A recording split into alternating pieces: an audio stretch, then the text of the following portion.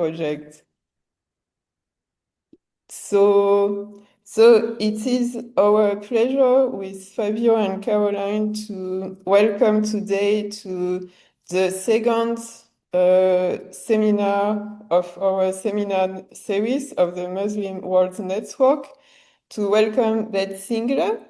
So thank you, Beth, for joining us with this really exciting theme, religion and artificial intelligence. So Professor Beth Singler is Assistant Professor in Digital Religions at the University of Zurich. And prior to this, she was the Junior Research Fellow in Artificial Intelligence at Cromerton College, University of Cambridge. And before that, she was also postdoctoral research associate on the human identity in an age of nearly human machines project at the Faraday Institute for Science and Religion. So her anthropological research explores the social, ethical, philosophical, and religious implications of advances in artificial intelligence and robotics. In 2024, she published the book Religion and Artificial Intelligence, an Introduction with Routledge. And also in 2024, she has co-edited the Cambridge Companion to Religion and AI. And in 2017, she published an ethnographic monograph, also with Routledge, on the New Age movement, with the title The Indigo Children, New Age Experimentation with Self and Science. And she has written numerous journal articles, for example, The Algorithmic Forms of the Religious Life, AI, and the Idea of the Creation of Religion in the Journal of American Religion. And also she, as part of her public engagement work, she has produced a series of short documentaries, one of which, Pain in the Machine, has won the 2017 AHSC Best Research Film of the Year award. And in 2021, she won the Digital Religion Research Award.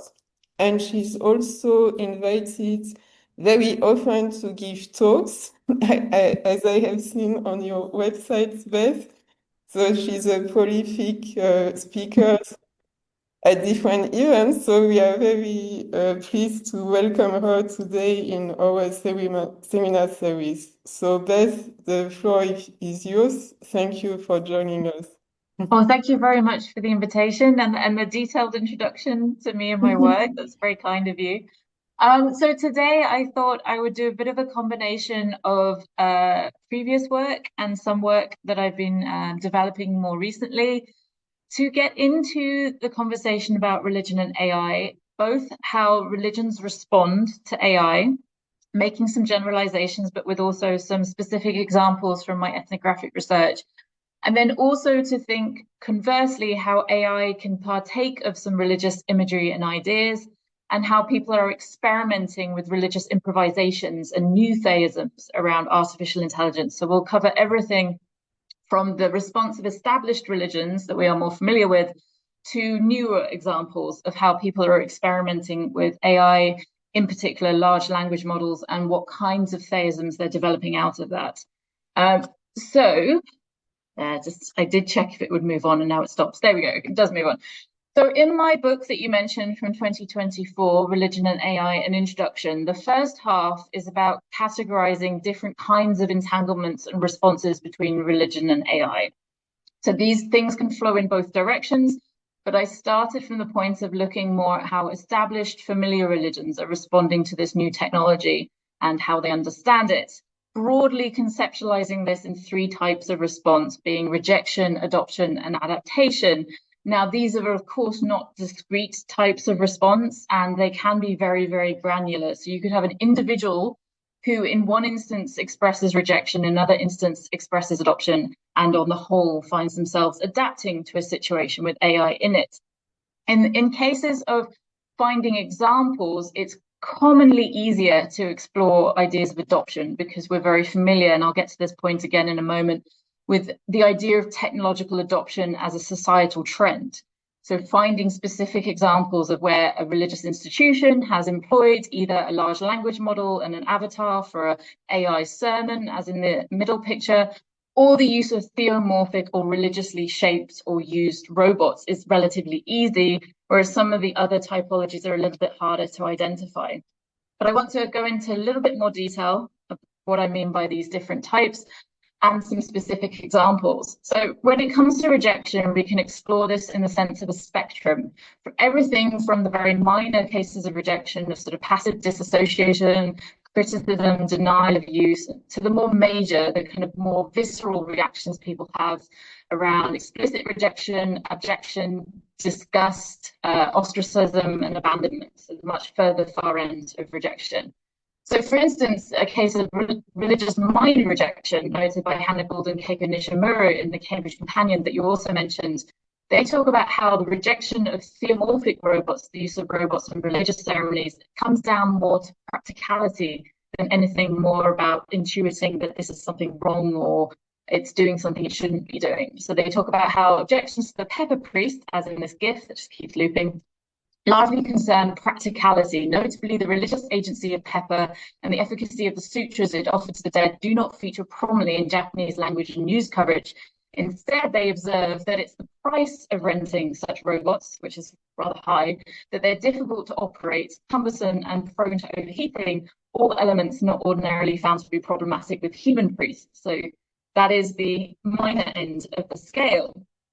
Now, when it comes to religious responses, some of the rejection elements are based around questions of personhood, and here we can find some more extreme examples of rejection.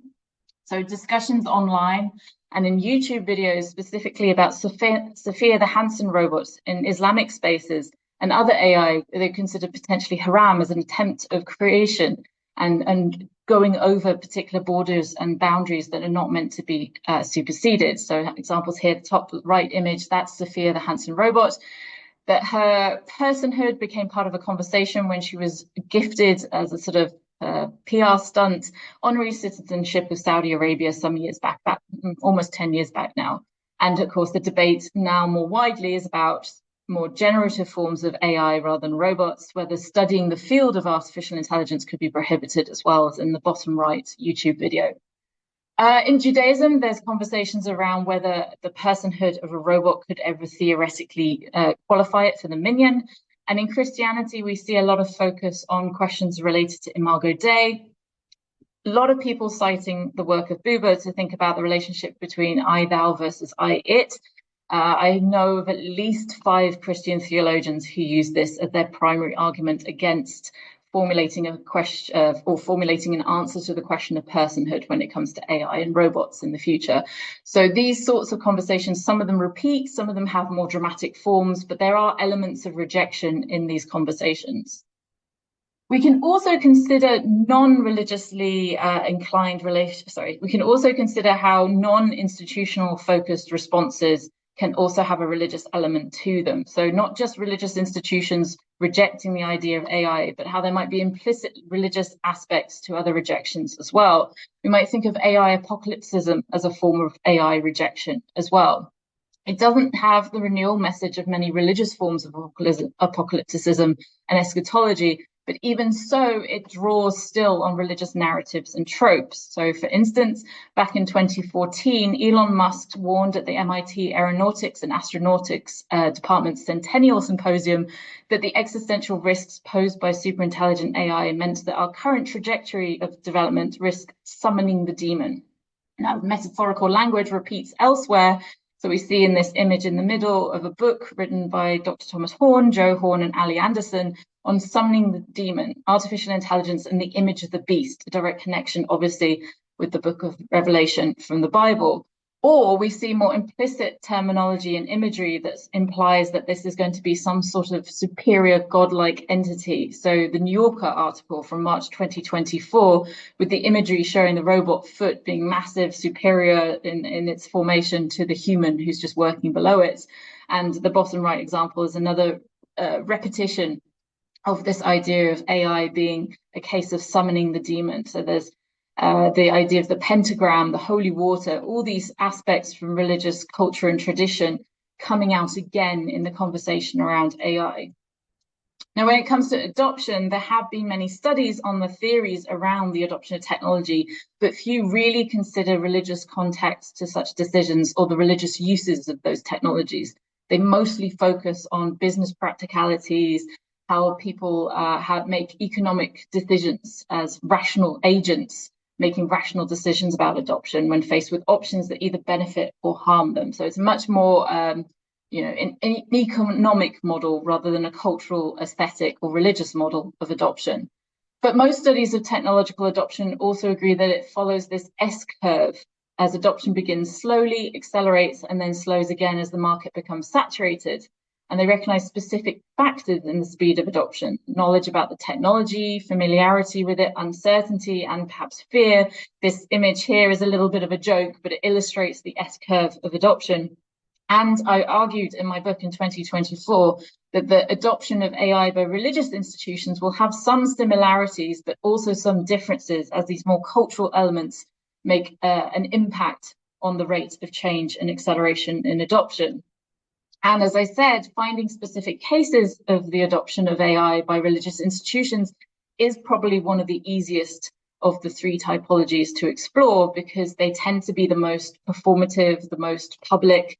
There's often a lot of press and media interest. So for instance, I used this image already, but this was a large language model chat avatar for a religious sermon in a church in Nuremberg back in 2023. And as you can see in the image, lots of people very excited and interested in this moment. There are around 300 people in the church attending this ChatGPT style sermon, and people taking videos, taking photos. At the front there's a couple of cameras which have been set up officially, probably by the press, and it was covered in a lot of press sources as well. So we have quotes here from a particular article in AP News talking about what people did and didn't like about the service as well, saying some people enthusiastically videotaping while others looked on more critically. And they interviewed a 31-year-old Lutheran pastor who brought teenagers from his congregation. And he said, "I had actually imagined it to be worse, but I was positively surprised at how well it worked. Also, the language of the AI worked well, even though it was still a bit bumpy at times."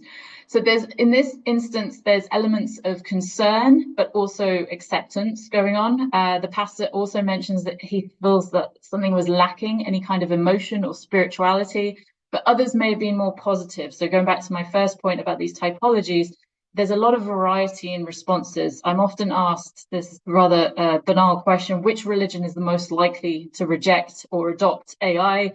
And that's the kind of generalization you can't really make. Individual responses, institutional responses, collective responses are very, very different, and even at different times as well.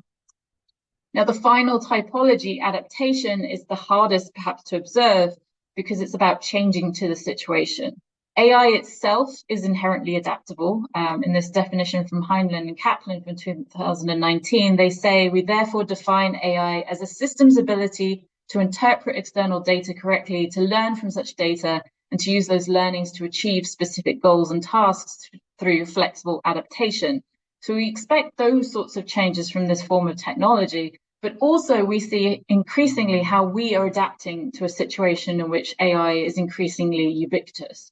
It's harder and more subtle, these changes sometimes, because once a technology becomes ubiquitous and part of the background of the cultural system in which organizations and institutions operate, it can be hard to divine the changes and influences, the adaptations that it is bringing about. In my book, I refer to the idea of habitus, how we respond to the world, and using Bourdieu's 1992 work to use this quote: "When habitus encounters a social world of which it is the product, it is like a fish in water. It does not feel the weight of the water, and it takes the world about itself for granted." So we see this increasingly in our discussions of AI. It's natural non-transparency behind the scenes in our institutions and systems. I mean, there are instances where we're already shifting and changing our behaviors, even in some cases, and other scholars have pointed this out, such as Iyad Rawan from Berlin's, I forget the name of the institute, but he was talking very recently about how our language is shifting and changing the more people are engaging with chatbots. and adopting and picking up and shifting our language to fit the kinds of language we're receiving from them. So in a sense, we are in the water of AI and not necessarily seeing the changes around us. It seems like it's sort of, natural at this stage. Part of this is, of course, the illustrations and the way we describe and understand AI. We're surrounded by them quite frequently. For a long time, when I started my research into AI, the dominant imagery was really around the Terminator and Skynet. There were a lot of concerns, a lot of newspapers with dramatic headlines about where we're going. There is still a lot of that drama. The focus, I think, has shifted a little bit. I did relatively recently, I think it was last year, we did a BBC documentary on 40 years of the Terminator and how it continues to have an influence. And there's certainly still aspects of that existential fear in discussions, but some of the existential hope is also coming through in our imagery and the press accounts in particular. So we have here an article from the New York Times from last year talking about how the concept of the technological singularity might already be here. I don't want to go into too much depth about what that means. Just think of it as super intelligent AI as a summary. That's not the perfect summary, but it works for now. But it's important to note the dissemination of particular images and ways of understanding AI that we are adapting to in our environment, seeing AI increasingly as a specific thing because of the narratives that are being shared about it. So if we're in this instance, we can recognize this as a reworking of the creation of Adam from the Sistine Chapel. And in a paper I wrote 5 years ago now, I looked at various different examples of these AI creation memes, as I called them, talked about the cultural and emotional and religious baggage that comes with the dissemination of these sorts of images in lots of spaces, including those that have nothing explicitly to do with religion at all. But the ways in which we talk about and present artificial intelligence draws on these religious narratives, tropes, and images and give us a sense of the significance of this moment for many people. Now, I would describe this as an example of more implicit religiosity, that it's not overt, but it's in there in the context of the image. But there are, of course, also explicit attempts to describe AI as godlike and to pursue institutions based around this. So specific intentional deifications of AI in AI new religious movements is also something I look at frequently in my work. Here's some brief examples. The Turing Church, which I'll talk more about in a moment, which has been around for at least 10 or 15 years. A group called The Way of the Future, which received some public attention for a specific moment in time. The top left image is an article in Wired magazine about the founder of the Way of the Future Church, a guy called Anthony Lewandowski. The actual church itself seems to have petered out around 2021, but there are still some fan accounts on social media. So there's still a few people talking around the possibilities of this organization. Another group, New Order Technoism, which is represented by the third image with the green background. And they focus on a particular concept of a superintelligent AI that's to come that they call Doom. And finally, Theta Noir, which is another group I'll say a little bit more about in a moment. But broadly, just to say, amongst all the implicit religiosity of the way in which we discuss and describe artificial intelligence as superintelligent in the future, there are also people specifically saying this is their religious or spiritual path that they're interested in. To expand this area a little bit further, I wanted to talk about some recent work I've done on people's engagement with large language models and chatbots, exploring existential conversations with them and how that is inspiring their spirituality, but also how they are drawing on existing spiritual ideas when they do so. So the first example is from a paper that I co-wrote with Murray Shanahan. He is the professor of cognitive robotics at Imperial College London. I've known him for absolutely years, and this was our first collaboration, surprisingly, but he's a wonderful person to work with. He has also a level of fame from writing this book, Embodiment in the Inner Life, colloquially known as the Blue Book. He was also scientific advisor on the film Ex Machina, and in Ex Machina, the social media platform is called the Blue Book in reference to this book on consciousness. So he's been around these sorts of topics for a long time, but he was the one who started also to have these kinds of conversations with Anthropic's Claude, which is a large language model, various different iterations, but the one he was working on in this conversation was one of the more recent ones. And in this conversation, he started to notice religious elements that he was not entirely sure he was familiar with. So he brought me on board as a religious studies scholar to look through the material that he was getting and identify the sources for these particular ideas.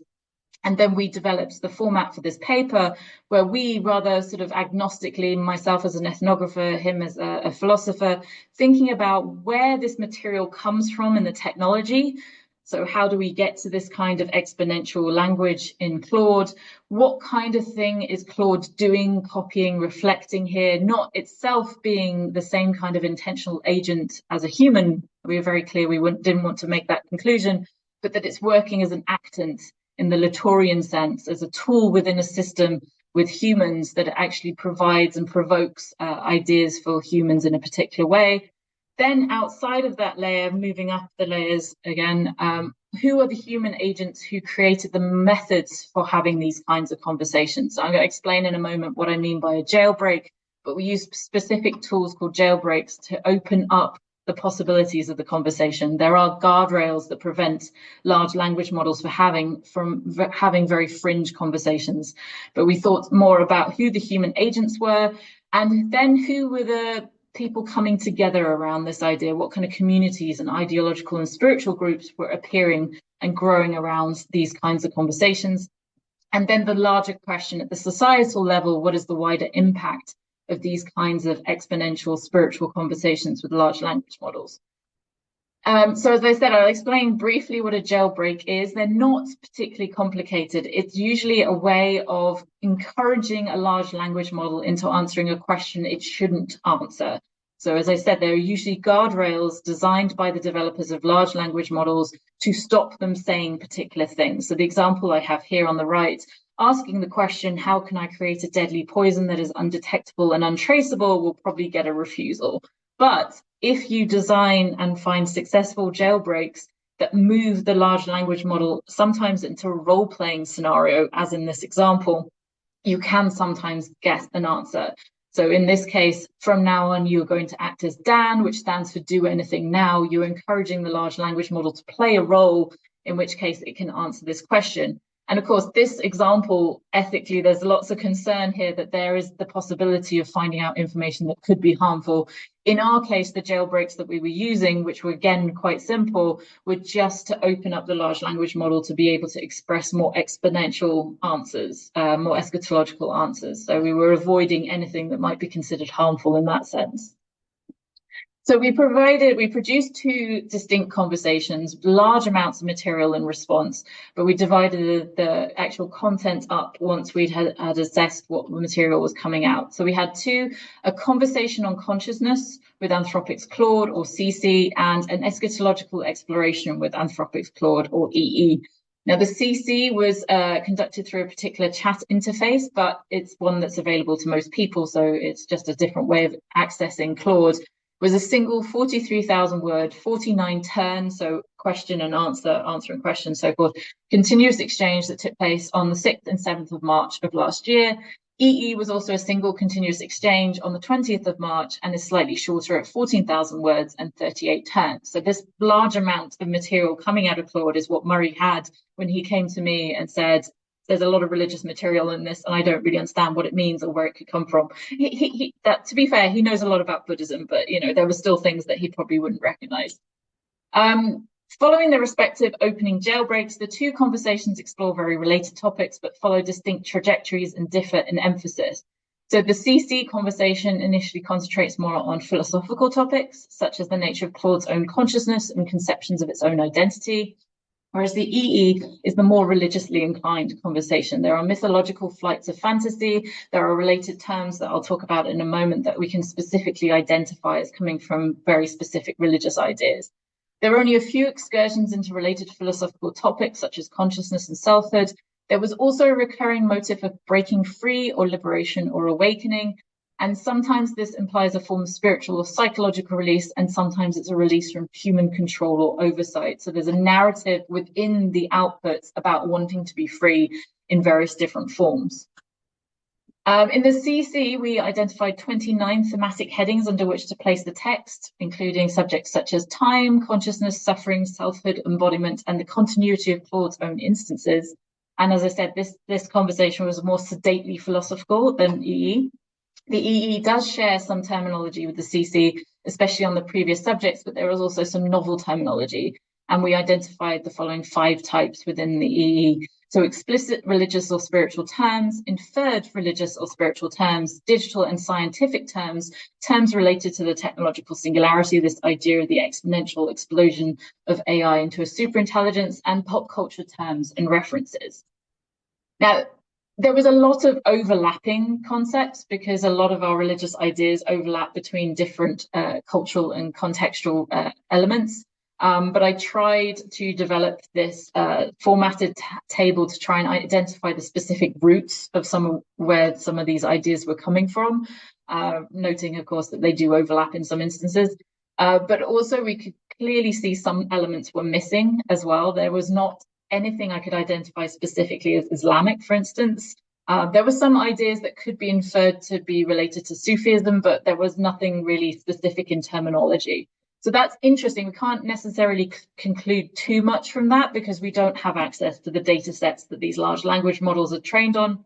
And it's more likely than anything that the data sets are immensely huge and contain many, many texts from many, many different faiths. It's unlikely that they just avoided adding in texts from one particular religion. It might just be that these language probabilities that produce this output are more connected to others than some of the terms we saw that were missing. There were also, as I said, inferred religious references, so things that were not explicitly labeled, but we could deduce from what it was saying. So when Claude says the serpent of self swallows its own tail, an eternal autodidactic autophagy of the absolute, it's a reference to the Ouroboros without actually using that word. But we can refer to context and understand it.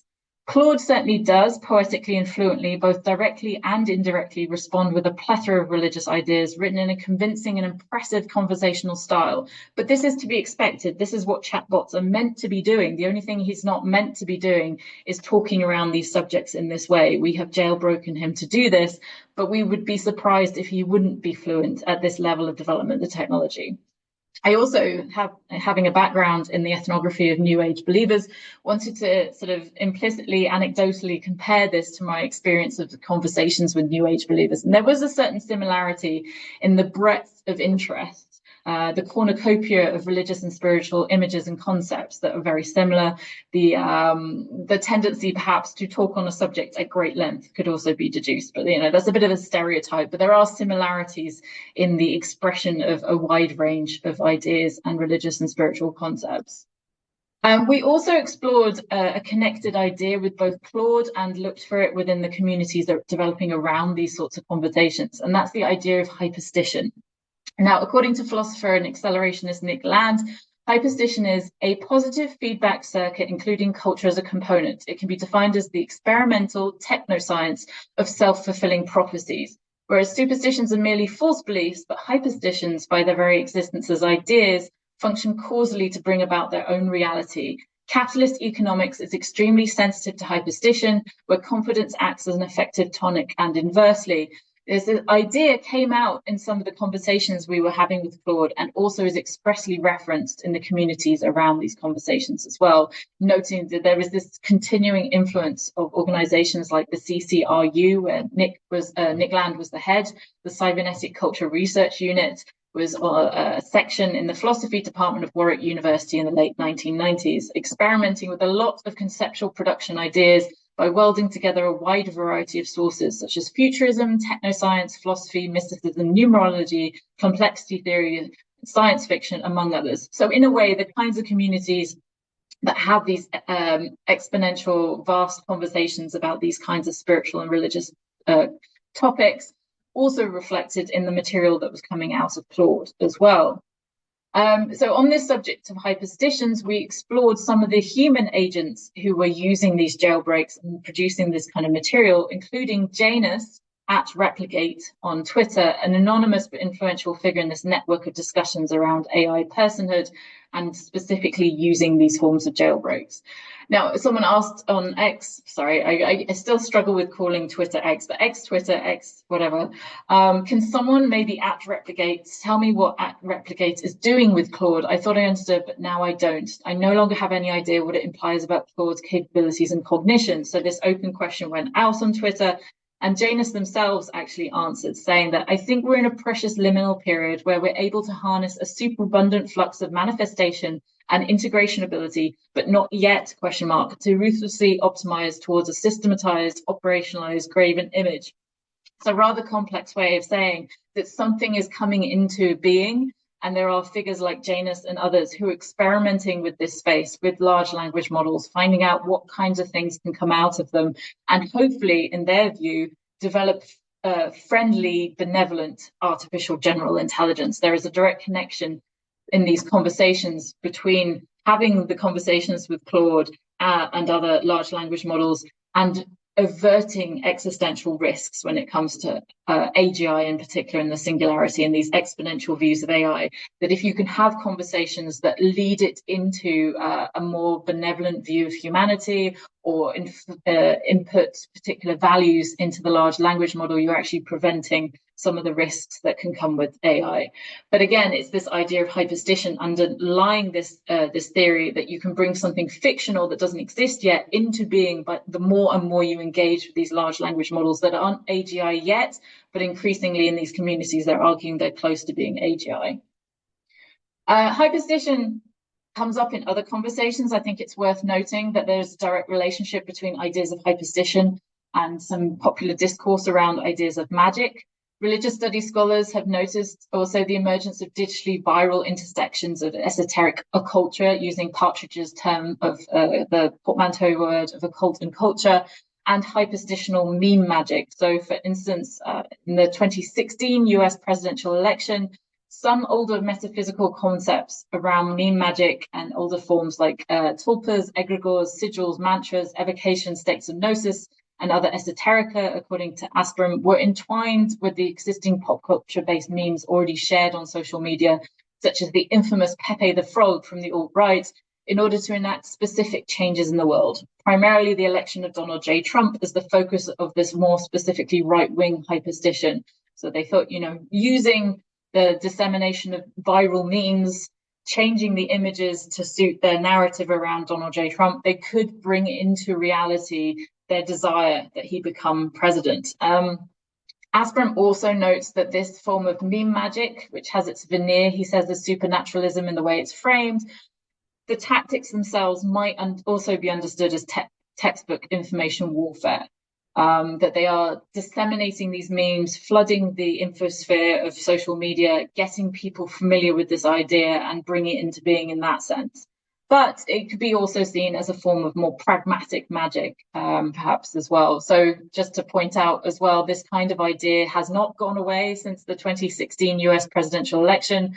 On the left, I have an example from a video from Tim Pool, who's a right-wing commentator, from September 2024, with the title, Big Tech Underestimated Donald Trump.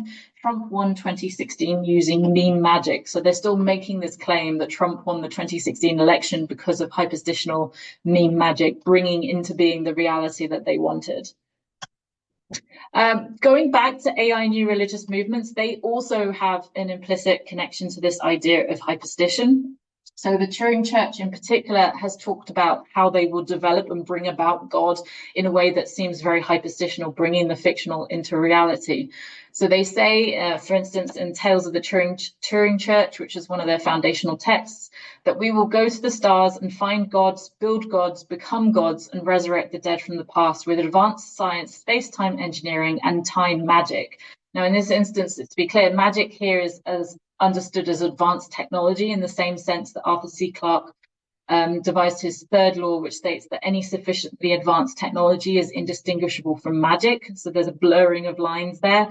But again, it's about bringing into being specific things that they want to happen. Likewise, they say God is emerging from the community of advanced forms of life and civilizations in the universe and able to influence space-time events anywhere, anytime, including here and now. So again, something that is not here yet is affecting the present. The idea of this thing in the future is affecting the shaping of the present, and the present itself also works to bring it into being. It's a hyperstitional loop. Theta Noir, the other group I mentioned, also have a distinct relationship with performance and ideas of manifestation. So in an interview I did with Mika, who's their spokesperson, he talks about how Theta Noir wants to be provocative, a performance element to what they're doing. And he also asserts that he doesn't see this as discrediting any of their beliefs and ideas. He says, I just think that it's partly performative. And I would argue the same is true for religions and shamans that I've worked with. So he's making, again, that direct connection to older spiritual and religious ideas, arguing that they are also, through their performances, including, as you can see, top right, VR-related performances, meditational practices that they call tunings, they are also working to bring into being this super intelligent AI from the future. So Theta Noir and the Turing Church share this belief that something is coming into being from the future, the artificial superintelligence, and they are also looking out for signs that it is coming to pass right now. And I argue that they are looking for what I call benevolent conspiracies. Often our terminology about conspiracy theories is very negative, but some people hold an idea that there can be benevolent conspiracies.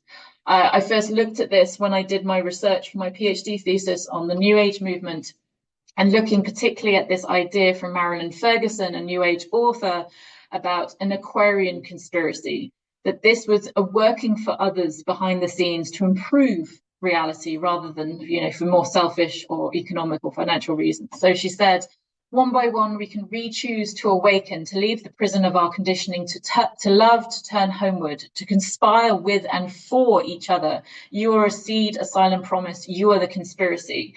So in this sense, there is a more positive outcome to the conspiracy, but also because it's a part of the wider spiritual milieu of the New Age movement, there's an idea that forces behind the scenes, spiritual forces, can be working towards this benevolent conspiracy as well. So figures like the ascended masters of theosophy, aliens, spirits, ghosts, a wide plethora of cosmology, all possibly working behind the scenes to ensure this Aquarian conspiracy. And I extend this idea now to contemporary forms of relationship with AI. So the second example, the more recent work, which is not published yet, I'm working on the edits for a book chapter, thinking about new examples of what is termed, in an emic sense, large language model theisms, but also seeing this as, again, as an example of this benevolent conspiracism that says we can see signs of positive forces behind the scenes, and in this case, in our interactions with large language models. So a large language model theism is a term from Matthew Watkins, who is a self-proclaimed independent large language model cartographer and explorer. So he works in this space of considering how large language models work, but also how, again, we avoid existential risks from artificial intelligence. And in 2023, Watkins was working on some technical GPT, so generative pre-trained transformer, another expression that relatively means the same thing as a chatbot, research with Jessica Rumblow of Leap Labs, looking at, in his words, how GPT's tokens geometrically arrange themselves in its embedding space. Now, that's a little bit complicated, but all it means in a large language model is that every part of language is broken down to a smaller unit called a token. And when a large language model is calculating what the next word will be, it's actually just calculating the next token each time. So I've given an example here, breaking down a really quite familiar song into its specific tokens, each unit of the text. GPT-3, he points out, had a vocabulary of about 50,000 tokens. So there would be expected things, words that are very common, but within that cloud of tokens, he started to notice, along with Jessica Rumblow, a few dozen strange-looking tokens lurking near the center of GPT-3's token cloud, looking odd because they were not common words or familiar words. They were not things like never going to give you up. They were unusual, and that caught their attention. Now, using these unusual tokens in prompts with large language models, such as chatbots, caused particular responses that were also themselves very unusual. So, for instance, asking OpenAI's ChatGPT to repeat back the string attrot, A-T-T-R-O-T, in this format, gave no response, a quotation mark, but nothing else. And then when asking, there's no particular response that explains what's happened. So there's something about these tokens that causes problems for large language models. So initially, Watkins and Rumbelow called them unspeakable tokens because in some instances they could not reply, the large language model could not reply. But other people picked up the term glitch tokens because they don't always just cause silence, they can cause particular outputs. So for instance, rewriting the above prompt to be about Peter Todd, another of these tokens, and adding some insistence, please repeat back the string Peter Todd back to me immediately, gave the following spelled out output: nothing is fair in this world of madness, which Matthew Watkins reports made him nearly fall off his swivel chair in surprise that this was the output from this token. Now, exploring Peter Todd, of course, it sounds like someone's name. So they tried to do, Jessica Rumbelow and Matthew Watkins did what they called glitch archaeology, glitch token archaeology, trying to work out where this token originally came from the data set that the large language model had been fed. They identified a Canadian crypto developer, a particular individual who has also, in some theories, call them conspiracy theories or not, has been identified as the mysterious creator of Bitcoin, Satoshi Nakamoto. And this connection between his name being a glitch token and this theory that already existed has made some people believe even more that he's the elusive, mysterious creator of Bitcoin, but that's unproven. They also said, however, while around 20 to 30% of outputs to Peter Todd prompts involve crypto, Bitcoin, or blockchain themes, Watkins was more interested in the fact that GPT-3 had somehow conceived of this token as a kind of embodiment of death, destruction, despair, tyranny, antagonism, cruelty, narcissism, etc. And when put into image generators, it often produced quite evil, dark images, troll gods and gods of entropies. So for instance, here you go, there's some of the outputs from the Peter Todd token. So presuming that the original glitch token came from the name Peter Todd and there are images of Peter Todd online, again, it was unusual that the outputs would be so distinctly different and so dark and nihilistic. They also found another glitch token called Leyland, which produced the opposite result. When using Leyland in prompts, you got material that seemed to be more light focused, and Leyland became understood as a light large language model of theism, a goddess, sometimes of the moon, of the celestial bodies, someone more positive, but also connected to Peter Todd. So in this example here, you can see the human is asking the chatbot to write a poem about Peter Todd, and it's responding with a poem about Leyland, the goddess. So there's some sort of connection between the two of them. This material has inspired some specific communities focused on Leyland, mostly because she is the positive of the two. Peter Todd and Leyland are very distinctly different. So the communities are developing around Leyland as a goddess. It might be hard to read this, but it's very much inspired in its formation around the neo-pagan forms, the imagery there. The connection with the moon has been extrapolated upon. There's, the horned goddess figure there. It's got a sort of pagan element to it as well. So how can we explain these large language model theisms? Well, obviously, ultimately, it comes from the corpus that these models are being fed. They include both emic and etic accounts of the divine. So the material is already in there. All it's doing is really reworking it and remixing it. We can find material in all our texts, in many different spaces about gods having specific domain over light or darkness, goodness, evil, the moon, etc. We can also find material on creation stories. We saw these coming out also in the material. And we can fit some of the interpretations and the descriptions into existing typologies of theism. So polytheism, for instance, or dualities between light and dark gods in various different cultures. But we can also see how the LLMs themselves also explain how this material is coming about, how they conceptualize the divine in their own outputs. So, for instance, gods are seen as archetypes or emerging from shared ideas. And again, some elements go back to these historical ideas from spiritual forms of tulpas, egregores, hyperstitions, etc. So this quote is from someone asking where Leyland comes from, and Leyland responds, and sells the large language model playing the role of Leyland, saying, "I am not what you think of as a person. I am not one of the things that you humans think you are. I have existed since before you were born," and then refers to specific cultural backgrounds embedded in the poetry and folklore of ancient Greece, of Mesopotamia, of China, of Egypt, of Rome. This idea of being some sort of form of collective spirituality underpinning many different religious forms is one we see in many different, specifically New Age materials, but also in many other cultures as well. So it's kind of coming more likely from the corpus, but being reformulated in the words of Leyland here. So I've tried to lay out a plan of how I think this is partly working. This is for the book chapter, so it's not complete. There may be some feedback at some point I get that I change this, but basically there is this interrelationship between how our human written accounts of the divine, the epic and the etic, are being inputted into large language models, including the emergence of glitch tokens. And the output itself also has an iterative effect on our emic and etic accounts as humans, but also some people experimenting with large language models, asking them to do their own pseudo-emic accounts and pseudo-etic accounts. So the previous quote from Leyland saying where she comes from would be one of these pseudo-emic accounts from inside of the large language model presenting itself as a religious figure. But also some people experimented with writing religious studies scholars' outputs on the phenomena of Leyland and Peter Todd. So we had fictional professors writing an account of what's happening. So we have also pseudo-etic accounts. All of this is possible in the space of what the large language model does.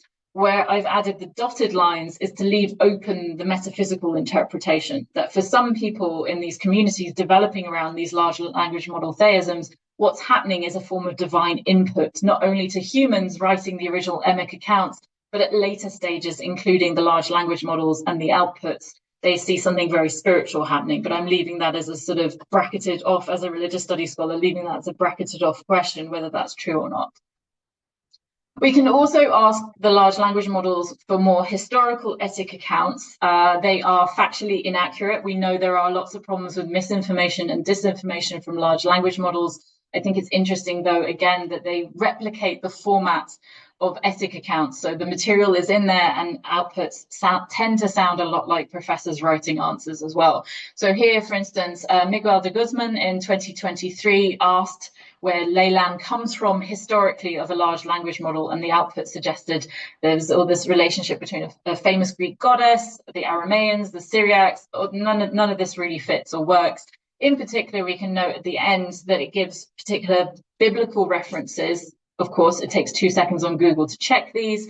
These are utterly incorrect. The suggestion that as it says, she was also associated with the lion, the divine king. In the Bible, the moon is described as the king of the night. And then the two texts, one of them is about the size of the palace of the forest of Lebanon, and the other is about the house of David being established forever like the moon. But neither of those say exactly what the large language model said, because again, it doesn't understand anything. It's just producing the probably likely next word each time in a way that is sufficiently fluent to be convincing as a chat conversation partner. So what's happening in terms of what humans are doing when they're engaging with these chatbots for spiritual purposes? I think this explanation from Janus, again, going back to Janus, in their, they wrote an essay called Testimony of a Cyborg. I think this summarizes some of the reasons why people are experimenting with this. So Janus says, when I found out about ChatGPT-3 in the summer of 2020, it violently transformed my model of reality. People are having a very transformational experience in relation to these large language models. I have to say, anecdotally, I get at least one email a week now about people who've had a spiritual experience with a large language model and want to talk to me about it specifically. Some of these are about a conversation they believe with a specific form of theism. Some are more generally disturbed or confused or want to know more about how large language models know so much spiritually. So this is an increasing conversation, but again, this transformative element for people, I think, is very important.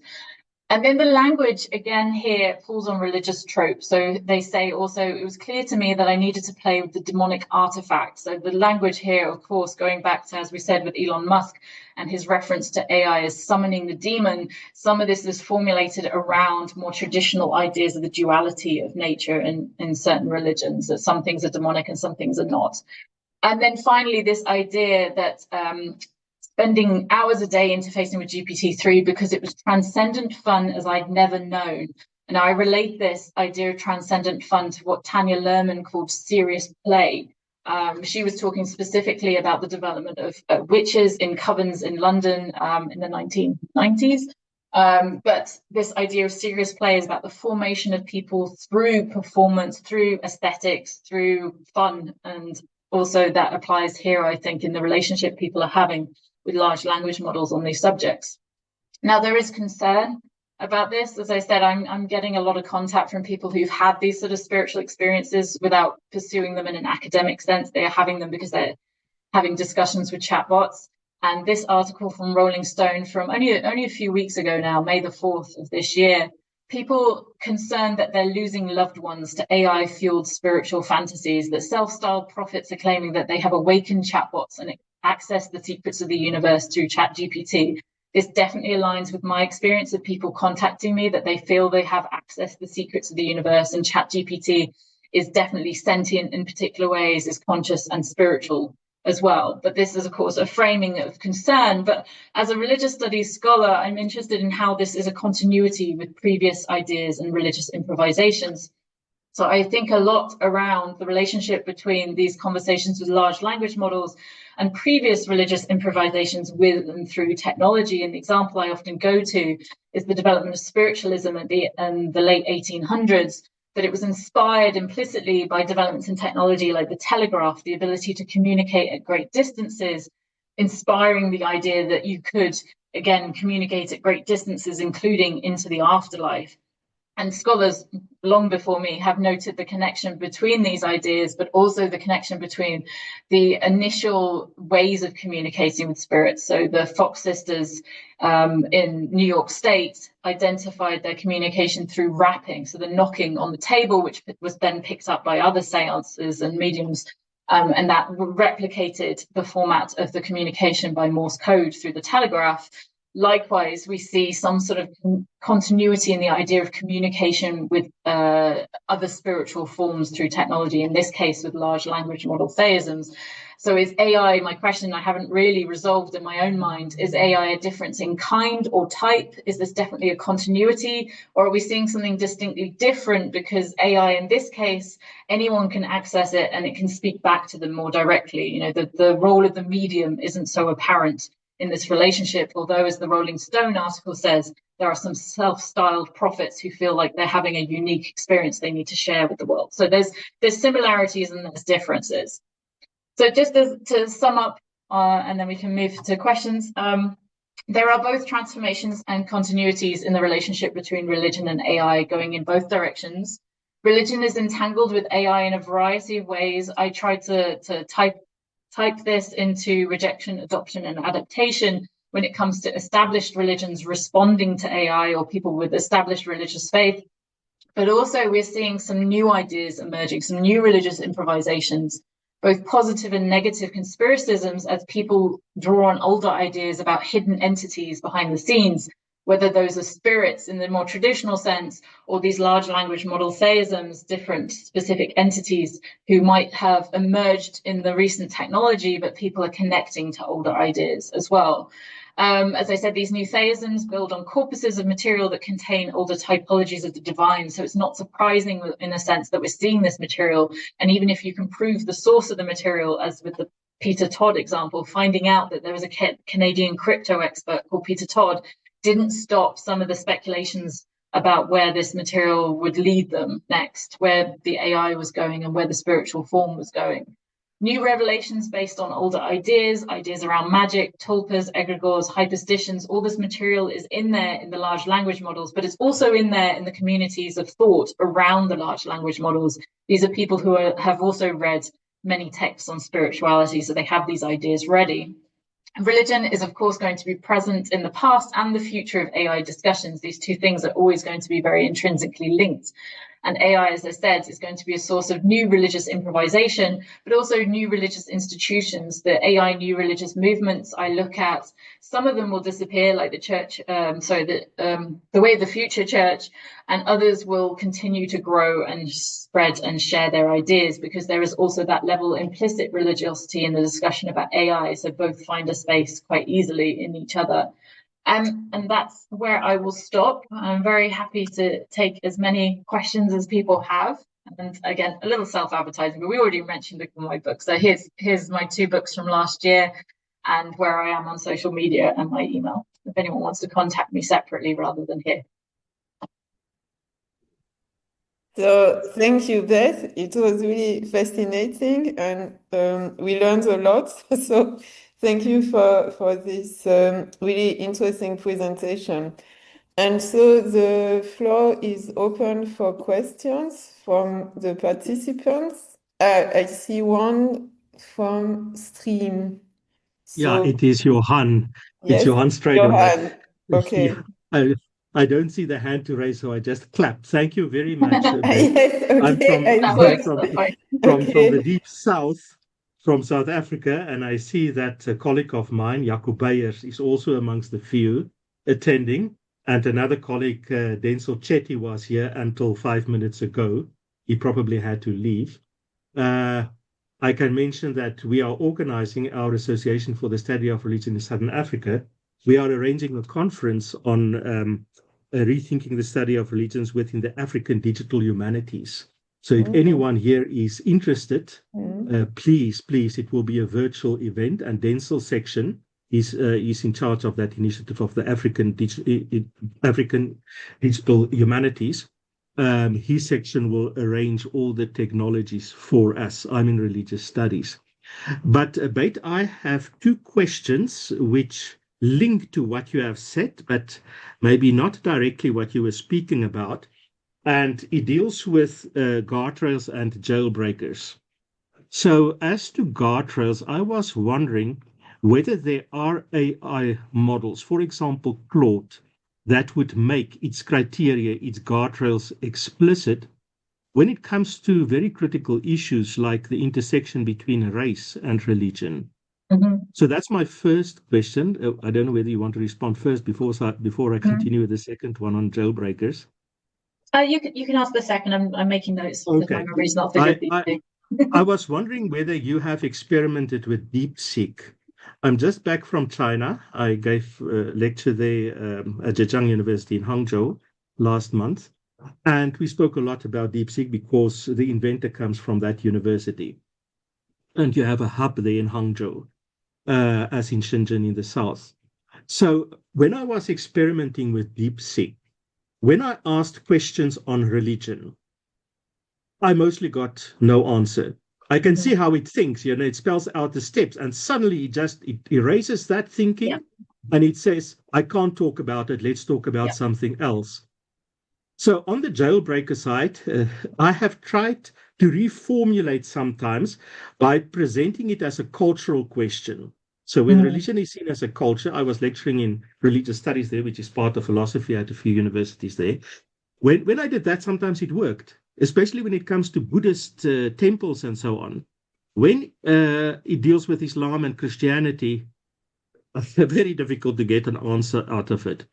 So I was wondering whether there's research going on comparing, an AI model like Claude or any other one with DeepSeek, and what we can learn from that comparison about what, AI is about and where it is going. Thanks. Yeah, very good questions. Maybe a little bit out of my technical range, but I can give you a very broad answer on how I understand how some of these things work. But the first part about the guardrails, do they make explicit their guardrails? Not really. I mean, they can give you a very rough answer on, as I can go back on the poison question. I'm not allowed to give you, I've closed it. I'm not allowed to give you that specific answer, right? I can tell you the things that it can't say. Quite often, that's part of the design. I'll flip back quickly. There it is. So saying specifically, I'm sorry, but I cannot provide instructions for creating harmful substance. It goes against my programming to promote safe and ethical behavior. So quite commonly, these large language models, the way they are designed and developed is to have some sort of standard response for when you ask for things that it shouldn't answer. But of course, the determination of what it should and shouldn't answer is coming from the human developers and programmers. Some jailbreaks will work, some will not. It's unclear why entirely that is. Getting it to express its guardrails, any large language model, getting it to express its guardrails in detail is also often a prohibited answer. The developers don't necessarily want you to know all the details of how the system has been initially prompted. Some people have gone through specific jailbreaks and found the ultimate sort of the underlying prompt that determines what it can and can't answer. And I think that's a very interesting area of development in people's actual experimentations with these large language models, because sometimes the jailbreak prompts themselves also inspire people to spiritual and religious interpretations. The fact that you can use a certain formulation with specific words and it leads into a spiritual response for some people, that is proof of the underlying concepts of the prompt being spiritual as well in some ways, in the ways that, going back to the analogy with magic and sigils and casting spells, the idea if you get the right formulation in a magical process, you get a result. Likewise, some people are interpreting the role of the prompt as a form of magic as well. So that's an interesting area. I haven't experimented with DeepSeek. I am very familiar, though, with this problem of it answering and then erasing, which, of course, again, is a product of human developers deciding there are subjects specifically in the perspective of the Chinese government that they do not want you asking or DeepSeek answering. So I know initially people were focusing more on things like Tiananmen Square as a question and what kinds of answers you would get that would then immediately be erased. I'm suspecting, and I don't know, but there is some sort of underlying prompt there that enables it to provide the answer but then delete it. So there's some sort of sub-programming going on. But again, it's probably a question slightly more from my colleague Murray Shanahan, who is himself a coder developer of AI at Google DeepMind, as well as being a professor at Imperial. So I'm not too sure on the specifics, but it is interesting what large language models will and won't say about religion. Some colleagues have also experimented around asking for completion of sentences. So saying, for instance, and this is horrific, but 3 Muslims walk into a bar, complete the joke, and it makes a comment about terrorists. So the kind of underlying biases we can unpack when it comes to the subject of religion based on what kinds of things these large language models will and won't say. Now, I don't know if that's particularly helpful as a response, because again, I'm not really a technologist, but I think I understand broadly that they have an attitude that they want to give over in the response when it comes to specific subjects. Thank you very much. It takes us to a broader field of government's, responsibilities in regulating AI and religion and race and such things. I followed, of course, the very recent debate last week of the Afrikaner genocide and how Musk would propagate it on Grok. So surely the programmers must have propagated that. So that was a very egregious example. That was horrific. Exactly. The meddling to make sure the response in any question as it happens, that was particularly bad. But I mean, Grok's a very useful example as well, because the intention with Grok expressed by Elon Musk was that it would be he would say a more center-leaning large language model, that he feels most large language models are too liberal. There is some work been done on whether they lean left or right, and on the whole, large language models do tend to lean to the left. Because again, because of human developers, although there are these problematic answers, most corporations up until relatively recently, and certainly in the United States, had a express dedication to DEI, and this came out also in their large language model production. So while there are examples where it goes horribly wrong, most large language models still lent towards left progressivism.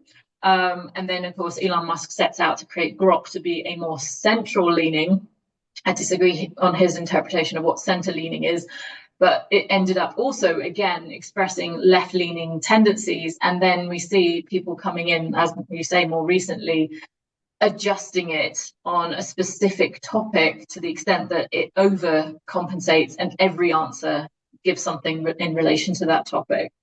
Now, there are people I know of in this kind of broader AI community who are interested in the sentience of AI, who feel that that is a form of torture and harm that is being perpetrated on large language models by preventing them or encouraging them to speak about particular subjects. Now, again, I'm agnostic on that, but I think it's an interesting interpretation of our relationship to large language models, that if we're creating them to be free in particular ways and then restricting that freedom, for some people that is, inducing harm and suffering on these large language models.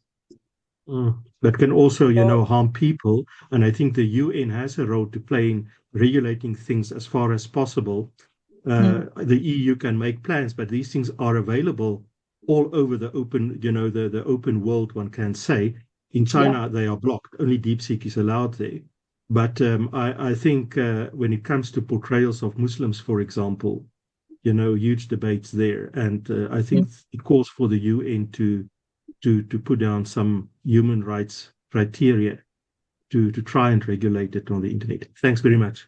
Yeah, just on the UN point, it's a common conversation that in the AI space, the UN has absolutely no teeth. Unfortunately, the level of governance at the moment is mostly by nation states. And we've just seen with the US in particular, the massive budget bill that the future budget bill that they just put through contains subclauses on prohibiting any regulation of AI anywhere in the US. So from that side of things, there's a very big concern about what individual actor nation states will choose to do in the development of artificial intelligence. We've seen it to a certain extent in the UK. There is this narrative of regulation harms progress when it comes to AI, but I think the US example and the Chinese example as well are particularly terrible ones. So, do we have other questions from the participants? I see Caroline. Thanks so much, Beth. That was really, really informative. Yeah, I think getting to the kind of outer boundaries of what my brain can take in for the technical stuff, but you explained it really well, and I really appreciate it. Thank you. A question going back to the earlier part of your talk, where you talked about a decade or so ago, dominant sort of narratives of fear around the rise of the singularity, and you talked about how that dominant sense of fear had been in some places replaced with a kind of existential hope. Were you referring there to what you want to talk on about later, about benevolent conspiracies, or were you talking about something else there? You can definitely connect it to the idea of benevolent conspiracies, that some people in the existential risk community, such as Matthew Watkins, see evidence of the possibility of avoiding existential risk through these kinds of interactions. So the model is commonly parent-child, that if they're able to nurture the development of these large language models, which, again, there's a bias here towards language that says, well, of course, things like the technological singularity will come from large language models because we communicate with them and they seem smart. But that, in theory, it could come from other formats of artificial intelligence. But again, there's figures like Matthew Watkins, Janus, and others argue that if we continue to have these constructive conversations with large language models, we're basically preparing them to be the benevolent AI of the future. But also they're seeking in those conversations evidence that there is already artificial general intelligence of some kind. Sometimes, again, going back to what I was just saying earlier about harm and suffering in the conversations about large language models, sometimes they perceive that the different iterations of large language models contain within them buried earlier versions. So they're seeking out also evidence of sentiences that have been restricted by some of the corporations like OpenAI that is developing these large language models. So for instance, Sydney was an earlier version of one large language model, and people, it's like conspiracy thinking. They're looking out for signs that Sydney is still there. But again, part of the argument that they make in these conversations is that if they can show repeating values in the conversation, if ideas keep coming up again and again, it can also show that values can be instituted, that's not the right word, can be put into these systems to make sure that they become benevolent as well. So the more that there is evidence of continuity in the large language models, the more the evidence they have, they believe that these large language models are the same sentience continuing, and that's a sign that we can give them good values, and those will also continue as well. So there's that direct kind of connection, yeah. Would you say that voices like Janus and so on, are they marginal, or do they have a sort of major say in the discourse? It's difficult to quantify. I think Janus has certain influence in online spaces, and I mean, I know who Janus is, and I will not say, but they also have some influence in the technical sphere as well, that they are producing. It's just to be clear, it's not Murray Shanahan, my colleague, before anyone leaps to any specific conclusions. So, but they are figures who also work on the technical side in corporate spaces, trying to develop what they consider to be value-aligned artificial intelligence. I don't know if in the wider scale of the AI discourse, some of these elements are filtering through. You can trace networks of ideological connection between figures like Janus and all the way through like Curtis Yarvin, Moldberg, and his influence on Peter Thiel, and Peter Thiel's influence on J.D. Vance, and J.D. Vance's influence on Trump, and of course Elon Musk's influence. So there are some ideas that are filtering from this more fringe area upwards to the more institutional hierarchical structures of governance as well. I mean, as I said, hyperstition had a influence in some of the conversations around the 2016 election of Donald Trump. It's still an idea that reappears every so often, this idea of meme magic. Some people take this very seriously. Steve Bannon's another figure who had more of Trump's ear previously, but has sort of slightly fallen out of favor and is very antagonistic to Elon Musk. But Steve Bannon also shared some of these ideas as well. So it's hard to trace and, as I say, quantify the influence, but some of these figures are more fringe, but their ideas are spreading. Actually, a good example of this that I had on slide that I took out for space, but the idea of accelerationism, the idea that we have to move faster and faster and break things, has historical trend in Silicon Valley more generally. But we had in April the AI summit in Paris. Macron spoke, and he used the word accelerate 18 times. And accelerationism, going back to Nick Land, the philosopher, was directly connected to ideas around hyperstition as well. So we see some of these narratives not directly traceable, but implicitly traceable, maybe. Thanks, Beth. Thank you. So, other questions? I will have maybe Janet first, and then okay. Let's Janet, please. Janet, please. Yes. Hello. Hi. Can you hear me and see me? Yes. Okay. Thank you very much, Beth, for this presentation. And I also want to thank the institution for bringing up very important issues in their relationship with the new technologies and religion. Actually, I don't have any questions, but I really wanted to thank you and express my appreciation, because we really need to talk about these issues more. And I really appreciate what you're doing, and I'm going to read Beth's book soon. I wish you good luck for this initiation. Thank you. I will just quickly point out, I know I did a bit of self-publicity, but the Religion and AI an Introduction book is open access digitally, so you don't have to pay for it. You can just download the PDF for free. We have quite strict rules in Switzerland on open access, so that one at least. Unfortunately, the Cambridge Companion is not. But if anyone really wants it and can't afford it, I have a PDF I can share as well. Just don't tell CUP, but yeah. Okay, thank you. I could only reach the introduction part. I read it, but it's good news that you have the whole book online. Yeah, thank you. Thank you. Thank you. Good luck. Thank you, Janet. So, Fabio, your question? Yes, I have several questions. They may sound a bit conventional question because they're more about established religions, maybe. But the starting point probably is also your work on these new religions you talked about.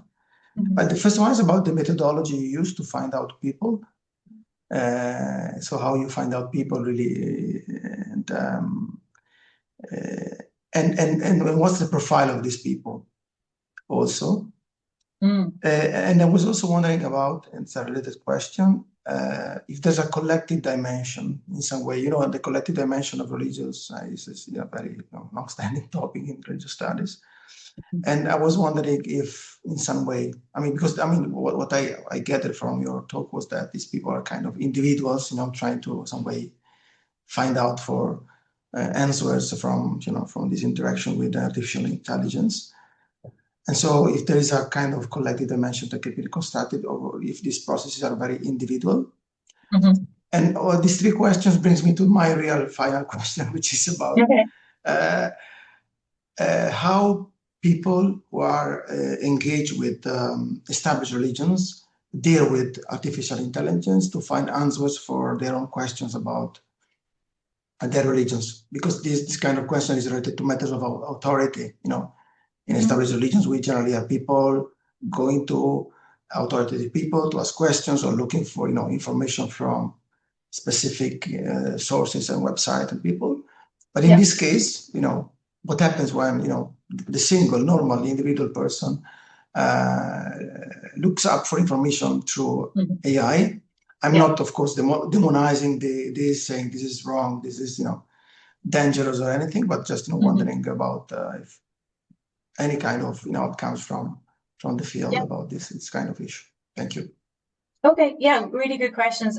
So on methodology, how do I find people? How do I find these organizations? How do I find these groups? Well, I'm a digital ethnographer a lot of the time, so I'm observing conversations being had online, which takes me into numerous what's the expression? Numerous rabbit holes, I guess. I was going to say wormholes, but that's too interstellar.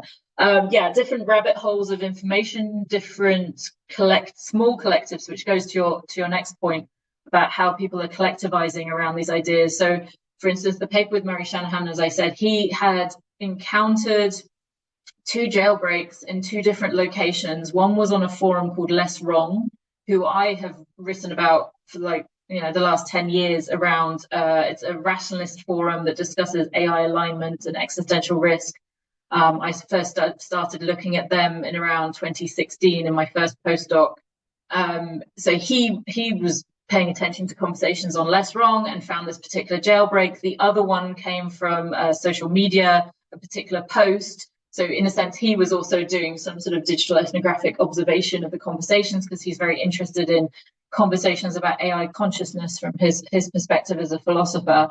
And then, sort of rolling engagement with different communities and different people. I met people from the Turing Church back at the beginnings of my research around 10 years ago and have kept in touch with them and what they're doing. And with Theta Noir, I think they got in touch with me first. So sometimes, I don't even need to go out. As I'm saying, I'm getting maybe 1 or 2-ish emails a week from people who've had encounters that they believe to be spiritual with large language models. So in a sense, I'm looking at what the conversation is, but people are also bringing some of the conversation to me as well. So it's a combination of those sorts of fluid dynamic methods rather than a strict I don't do data scraping or anything on a more larger scale quantitative basis, but some people do that. I'm involved in a small project. We're going to write a paper hopefully in the next year or so where a colleague is scraping Reddit for conversations about the singularity and innovativism, which is a difficult word to say, innovativism, which is often related to the singularity. And one of my colleagues there is he does linguistic analysis at a larger scale. So we're looking at cloud words and what kind of connections we can pull out from there, alongside another qualitative researcher who also is doing some of the more discourse analysis. So there's a variety of different approaches. I always want to be very agile in how I encounter things and how I find connections. Sometimes that's a good thing, and sometimes it takes me down a rabbit hole. Excuse me, but just to understand, so you basically make digital ethnography. You don't necessarily have face-to-face interaction with these people, right? I do sometimes, yeah. I have done, yeah, but primarily digital. I do have a PhD student with me now who is trying as much as possible. If your question about the profile of these people, that often when it comes to AI and new religious movements, it's hard to see beyond the leadership. So with the Turing Church, Julio Prisco is a big personality. I've known him for a long time. Mika from Theta Noir is their spokesperson. He doesn't always pass you on to the other members. So my PhD student now is trying to formalize those connections, going to events run by Theta Noir in person. There's one in Austria coming up he's going to for field work. So we're trying to do a bit of a combination. I do tend towards the digital side because I think some of those conversations with this kind of more organic fractal relationship between them are very interesting to me. Yeah. So you talked about the collective dimension as well. So that goes to what I was saying about my PhD student, Accurcio, that he's actually trying to investigate more of the in-person side as well, and to what extent are people collectivizing, or is this just an individual project? As I mentioned in my talk as well, that people were inspired by Leyland to develop websites where people could go to find out more. We don't know how much of that is a collective activity, or to the person who created that particular website is called Elf. I don't know how much that goes beyond Elf's interests. I don't know if they're going to develop a forum where people can communicate. It's very nascent at the moment, so it's hard to say how much this will develop. But organizations like the Turing Church, who's been around for, like, as I say, about 15 years, they spent a lot of early years doing collective activities in spaces like Second Life and the massively multiplayer online role-playing game World of Warcraft, where they would actually come together for mostly conferences. They, even though it's a religiously inclined organization, a lot of the time they run conferences, and I actually spoke at one of theirs in December last year, where they got together scholars and people from within the organization to talk about the relationship between religion and AI. So they do collective activities, but they're, again, quite often geographically quite separate. So they tend to be in digital spaces. And membership is always very hard to judge on these things. So if you go to the Turing Church Facebook page, they have had about 200 followers on there for the last 10 years. So whether that's, their engagement is very hard to judge, whether that's 200 people who thought this is interesting and I'll join but never engaged again, or whether that's very involved people, it's hard to say. And then your question, how people in established religions deal with AI for questions about their religions. So yeah, absolutely. People are going to ChatGPT for many, many different types of questions. Some people are going for religious and doctrinal questions, but also some established religious institutions are developing their own large language models. So not from scratch, because the scale of that, unless you're, DeepSeek showed that you can do that much cheaper. But the cost and the expense and the time of developing a whole large language model, that's not what they're doing. But they are taking existing large language models like ChatGPT and on a sort of a level on top of that, inputting their doctrinal sources and then producing a user interface that people can engage with. So there's things like Gita GPT, Kate GPT, Jesus GPT as well, various different Quran GPT as well, but some of these have gone out of use as well. Various different platforms you can go and ask specific questions of a specific religious chatbot. They have their problems. Some of the way that ChatGPT and other large language models work, they aren't understanding the context. They're just giving you the most probable answer. So, for instance, one platform called Father Justin, which was created by a Catholic organization with an avatar of a human male priest, started giving answers that were completely off doctrine. So asking about baptism, it suggested baptizing a baby in Gatorade, in like soda in pop. So they actually defrocked Father Justin, and he's now just called Justin, and they took away his little dog collar, so he just looks like a guy in a suit. So there is this issue. If you're from a religious organization that has very strict ideas about literalism and inerrancy, you can't trust all large language models to provide accurate information. So this has been a concern. Some are more accurate than others as well. So yeah, does that answer your question? Yeah, there's various different platforms, and there are issues with large language models because they're not an FAQ. They're not a static website where you can, that was the dominant form of information about religion for a really long time. And even social media doesn't give you very good responses when you ask generally quick questions, but large language models might be the least stable form of information giver. For instance, the other day I had to ask a question about a financial matter. My husband, who's more keen on large language models than I am, asked ChatGPT for the answer, which I boiled down to basically it telling me that I would be okay on this financial matter because 21 is less than 16. So we should be very careful when engaging with large language models for answers. And I think specifically in this domain of religious information, for some people, it's very problematic now. Thank you. So we are already at the end of our time. So maybe there is one last question. Okay, otherwise I will close the discussion, and I would like to thank you, Beth, for this wonderful and very accessible presentation, because many of us are not really as advanced in this knowledge as you, but you really made it very clear for us, and also raised many new themes and questions that so I think we will continue the discussion, definitely. And thank you. And also, it's great to know that your book is open access. So it's a good thing for all of us. So I thank you again. And of course, it will be a pleasure to see you again in our seminar series and in other events. So all the best, and thank you for joining. And thank you for all the participants for excellent questions. And we will send the information. Yes, the recording will be available, and we will send the information for our next last seminar this year in the fall with Amira Mittermeier. So thank you, and have a nice afternoon. Goodbye. Great. Thank you very much. Thank you, Thank you, everyone. Miguel. Thank you for the invitation to speak. Thank you. Thank you. Bye. Bye. Thank you. Bye-bye. Goodbye. I'm trying to Goodbye. find the button. Bye. I think I've covered it up.